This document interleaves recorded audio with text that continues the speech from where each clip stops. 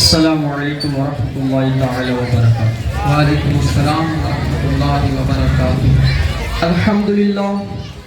الحمد لمن خلق الانسان وعلمه البيان وشرح صدور المؤمنين بنور المشاهدة والعرفان، والصلاة والسلام على سيد الإنس والجان معصوم عن الخطاء والنسيان، وعلى آله وأصحابه الذين محفوظون من الدنس جراهم الطغيان. أما بعد، فأعوذ بالله من الشيطان الرجيم. بسم الله الرحمن الرحيم. ربنا أنزل علينا مائدة من السماء تكون لنا عيدا لأولنا وآخرنا وآية منك. صدق الله العظيم وصدق رسوله النبي الأمين المتين الرحيم، ونحن على ذلك لمن الشاهدين والشاكرين، والحمد لله رب العالمين. آیا آقا رحمت جناب احمد مجتبیٰ محمد مصطفیٰ صلی اللہ علیہ وسلم کے دربار عالی شان میں نہایت ہی عقیدت اور محبت کے ساتھ اپنی غلامی کا ثبوت دیتے ہوئے پڑھے میرے ساتھ بآواز بلند: الصلاۃ والسلام علیک یا رسول اللہ، الصلاۃ والسلام علیک یا حبیب اللہ، وعلی آلک واصحابک محمد رسول اللہ صلی اللہ تعالی علیہ وسلم۔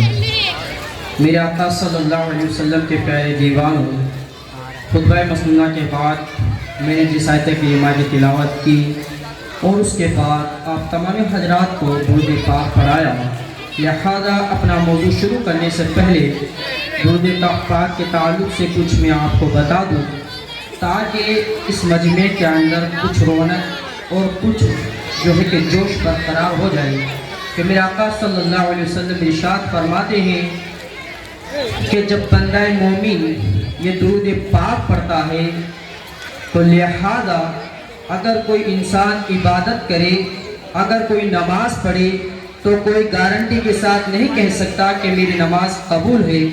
لہذا اگر کوئی روزہ رکھے تو کوئی بھی شخص یہ نہیں کہہ سکتا کہ میرا روزہ قبول ہے۔ لہذا کوئی انسان صاحب استطاعت ہونے کے باوجود لہذا حج کر کے آئے، یقیناً اس کو دنیا کے اندر حاجی صاحب کہیں گے، لیکن وہ یہ دعوے کے ساتھ نہیں کہہ سکتا کہ میرا حج قبول ہو گیا۔ لیکن درود پاک ایک ایسا عمل ہے کہ اگر کوئی انسان اس کو پڑھتا ہے، نیک انسان پڑھتا ہے تو اللہ تبارک و تعالی اس کے درجات کو بلند فرما دیتا ہے، اور لہذا گنہگار پڑھتا ہے تو لہذا اللہ تبارک و تعالی اس کی خطاؤں کو مٹا دیتا ہے۔ میرے آقا علیہ السلام کے پیارے دیوانوں، یہ درود پاک ایسا عمل ہے کہ اگر کوئی فاسق و فاجر بھی پڑھتا ہے تب بھی نبی پاک صلی اللہ علیہ وسلم اس کے درود پاک کو قبول فرماتے ہیں۔ تو آئیے میرے آقا علیہ السلام کے پیارے دیوانوں ایک مرتبہ اور جھوم جھوم کے درود پاک پڑھیں۔ اللہم صلی علی سیدنا مولانا محمد و آلہ وسلم، صلاۃ و سلام علیک یا رسول اللہ صلی اللہ تعالی علیہ وسلم۔ میرا عقیدہ ہے کہ جب میرے آقا صلی اللہ علیہ وسلم کی ولادت ہوئی تو اس وقت بھی میرا نبی تھا۔ حضرت آمینہ فرماتی ہے کہ جب میں واضح حمل ہونے لگی، یعنی امید سے ہونے لگی، تو لہذا اس وقت میں بھی میرا نبی تھا۔ حضرت آمینہ فرماتی ہے کہ میرے پاس اس وقت نہ دائی تھی نہ ہمسائی تھی، پریشانی کا عالم تھا، دماغ پر جذبات کے طوفان تھے۔ یکایک میں نے کیا دیکھا، ایک عورت سمجھ سکتی ہے جب وہ امید سے ہوا کرتی ہے تو لہذا اس وقت کس طریقے تکلیفیں ہوا کرتی ہے، کس طریقے سے پریشانی ہوا کرتی ہے۔ لیکن حضرت آمینہ فرماتی ہے کہ اس وقت نہ میرے پاس کوئی دائی تھی نہ ہمسائی تھی، پریشانی کا عالم تھا، دماغ پر جذبات کے طوفان تھے۔ یکایک میں نے کیا دیکھا کہ ایک نورانی شکل والے بزرگ آئے، میں نے پوچھا آپ کون ہے؟ فرمایا تیرا بابا ہوں۔ کہا میرا بابا تو ایسا نہ تھا۔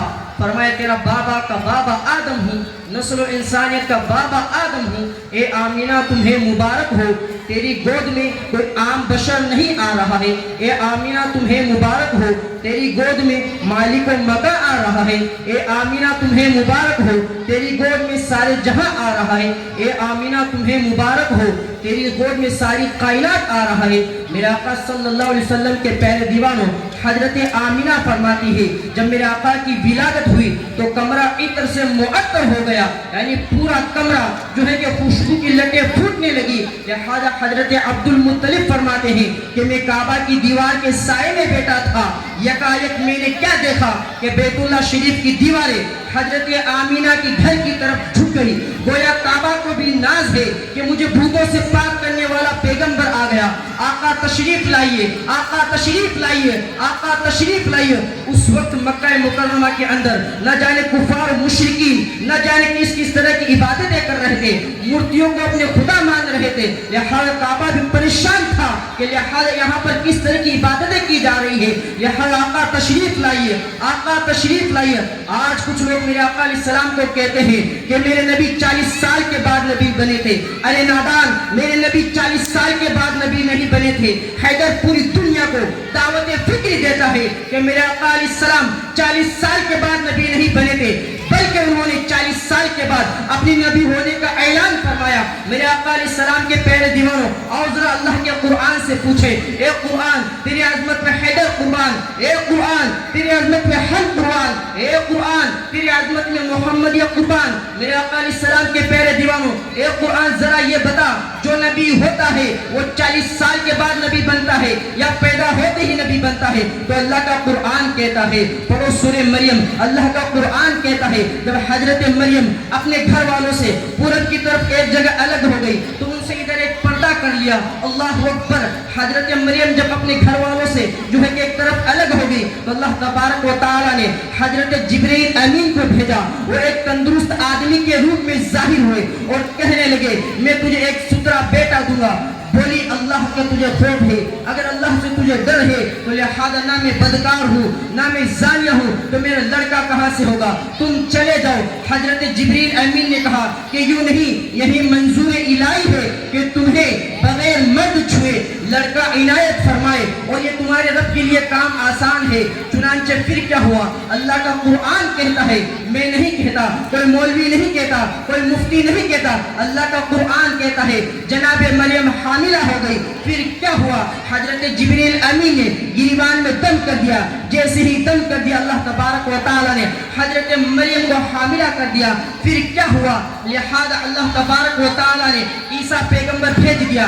جیسے ہی عیسیٰ پیغمبر بھیجے، جناب مریم جو ہے کہ حضرت عیسیٰ علیہ السلام کو لے کر بستی کی طرف آئی۔ جیسے ہی بستی کی طرف آئی تو تمام لوگ جو ہے کہ چیمی گویا کرنے لگے، باتیں بنانے لگے اور کہنے لگے اے مریم ابھی تیری شادی بھی نہیں ہوئی ہے، یہ بچہ کہاں سے لے کر کے آئی ہے؟ اے مریم ابھی تیری شادی بھی نہیں ہوئی ہے، یہ بچہ کیسے لے کر آئی ہے، کہاں سے لے کر آئی ہے؟ جناب مریم کے آنکھوں میں آنسو آ گئے۔ لہذا اللہ تبارک و تعالیٰ نے فرمایا اے مریم گھبرانے کی کوئی بات نہیں، اگر بچے کی ماں بنانا جانتا ہوں تو اس تہمت سے بھی بچانا جانتا ہوں۔ لہذا یہ لوگ پوچھے کہ یہ بچہ کہاں سے لے کر آئی ہے تو اسی بچے کی جانب اشارہ کر دینا۔ میرے آقا علیہ السلام کے پیارے دیوانوں، آج کل کی جو ہے کہ تہمت عام ہو چکی ہے، نہ جانے جہاں دیکھے کسی پر تہمت لگا دی جاتی ہے، بلکہ شریعت کا مسئلہ یہ ہے کہ اگر آپ کسی سے بات دیکھیں یا سنے تو لہذا جب انسان وہ زندہ ہے تو لہذا آپ اس سے گفتگو کریں، آپ اس سے کلام کریں کہ واقعی اگر آپ نے یہ بات کہی ہے، اگر وہ تصدیق کرتا ہے تو لہذا اس پر حکم لگایا جائے گا، اگر وہ تصدیق نہیں کرتا ہے تو لہذا اس پر کسی بھی طرح کی تہمت لگائی نہیں جائے گی۔ میرے آقا علیہ السلام کے پیارے دیوانوں، اسی طرح ایک اور شریعت کا مسئلہ ہے کہ اگر کوئی انسان کسی مرد اور عورت کو زنا کرتے دیکھ لے تو لہذا اس پر جو ہے کہ زانی کا حکم نہیں لگایا جائے گا۔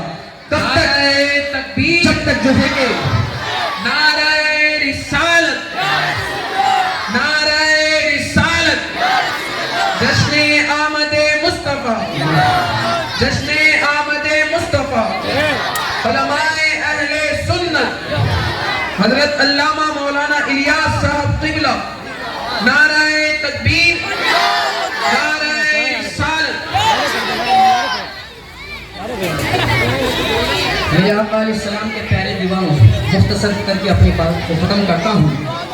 لہذا حضرت عیسیٰ علیہ السلام کو دیکھ کر لوگوں نے چیمے گویاں شروع کیے. جناب مریم نے عیسیٰ علیہ السلام کی طرف اشارہ کر دیا تو تمام لوگ کہنے لگے یہ بچہ جس کی عمر ابھی 3 دن بھی نہیں ہے یہ ہمارے ساتھ کیسے کلام کرے گا.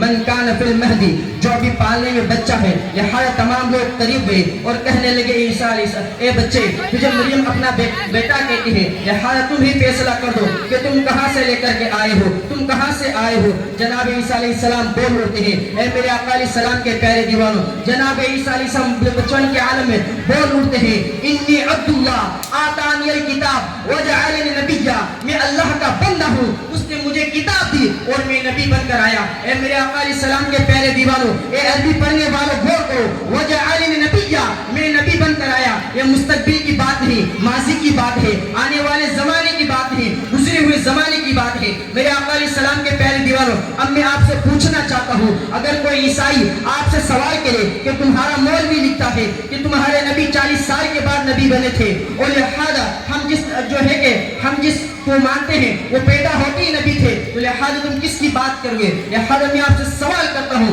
تو یقین تم کو کہو ہم تمہارے عیسیٰ علیہ السلام کی عظمت کو سلام کرتے ہیں. لہذا تمہارے عیسیٰ علیہ السلام کو نبوت ملی تو میرے نبی کے صدقے، تو جب صدقے والے پیدا ہوتے ہی نبی تھے تو اصل والے اس سے بھی پہلے نبی تھے.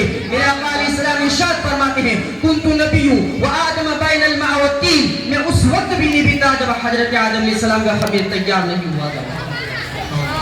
وما علینا الا البلاغ. السلام علیکم. وعلیکم السلام.